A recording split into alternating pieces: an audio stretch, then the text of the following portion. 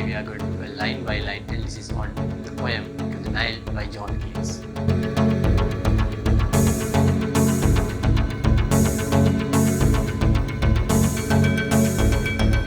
the Nile is a sonnet written in Petrarchan style by John Keats. It contains 14 lines, in which the first 8 lines are called the octave, and the next 6 lines are called the sextet. The ninth line is the changing point, which is called the volta. In the first part, Keats daydreams about the myths about the Nile, the longest river in the world. That was the cradle to one of the most ancient civilizations in the world. In that very while he awakes from his daydreams, questioning its fruitfulness as it flows through a vast desert. In the second part, he gives up analyzing this everything, knowing his limitation of knowledge regarding things beyond his knowledge and himself. And at the end he starts seeing the river as a natural element, which is always fruitful and wonderful.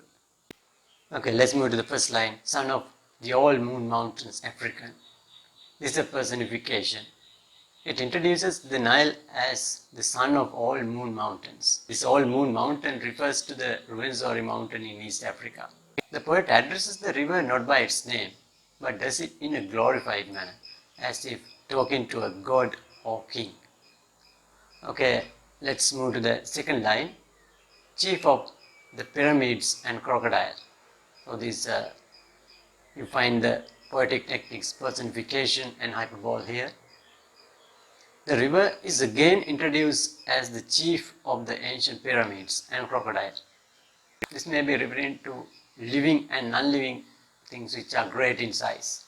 As it's revealed, the large stone bricks were transported through the river to build the pyramids, and the river is abundant with the world's largest crocodiles.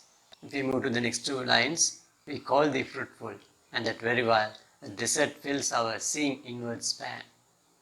So in these 2 lines, poet starts doubting the fruitfulness of the river as it flows through a vast desert of Sudan and Egypt. Poet contrasts the fruitfulness with barrenness to show this confusion. If the river is so fruitful, how can there be desert beside its bank? That may be the question that troubles his mind. Or let's see the next line. None of sought nations since the world began. And it's a personification. The Nile is introduced as the caretaker of sought nations. Sought nations refers to the African people, of course.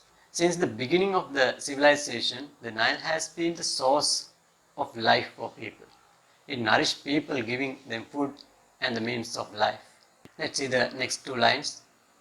Art thou so fruitful, or dost thou beguile such men to honor thee, who won with toil? As for a space twixt Cairo and Deccan. Having introduced as the nurse of sought nations, the poet questions the river about its fruitfulness. He further questions its power to be real or not. Here he may be referring to the myths related to the Nile.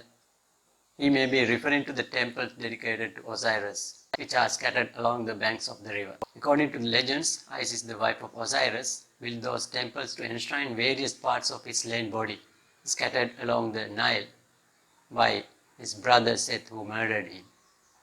So if you want to know about this legend further, you can watch my other video using the link below. And further, Nile River is also steeped in mythology with Hapi, being its chief god, who is associated with flooding, thus bringing the fertility and fruitfulness. He seems to be questioning about the fact that people who lead a life of hard work turn toward this natural god to seek consolation and share their grievances because of the powerful myths fabricated around it. Space may be referring to the area which it covers between 2 ends of the river, Cairo and Deccan, as the poem says. And we know that the length of the Nile covers about 5 countries. Okay, we are moving to the volta now.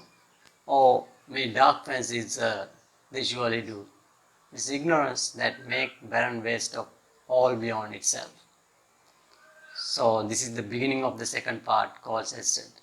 The 9th line is called volta, which means the change of perspective. The poet suddenly shakes off his daydreaming and comes to the reality. He introduces his doubt as dark fancies, which can be erroneous. He accepts that The myths and gods are far beyond his level of understanding, and further accept that doubting those things can show one's ignorance rather than wisdom. So we move into the last part of the poem. Thou dost bedew the green rushes like our rivers, and hast stayed the pleasant sunrise. Green isles hast thou too, and to the sea happily thou sailest. So in the last 3.5 lines, the poet goes on praising the Nile River, whether it's fruitful or venerable or not. He praises the river for being like the other rivers, beautiful with green water reeds and small green islands, and for flowing happily down to the sea.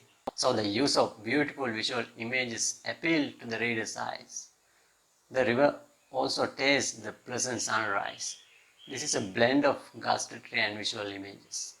The river is also consists of green isles. The poet repeatedly used green to bring about the effect of lush greenery, which is quite contrary to the repeated term of desert in the octave.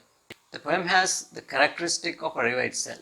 It represents a flow of ideas which may twist somewhere in the middle, and hence with a smooth flow of words. The twists and turns make the river beautiful, as the flow of ideas makes the poem much enchanting to the reader. Some find this poem is hard to read because of the old English terms. However, I hope you have got the idea of the poem correctly. If you have any doubts, let's discuss them in the comment section. To receive the notification of new criticisms, please subscribe to our channel. Okay, that's the end for today. Bye bye until next video.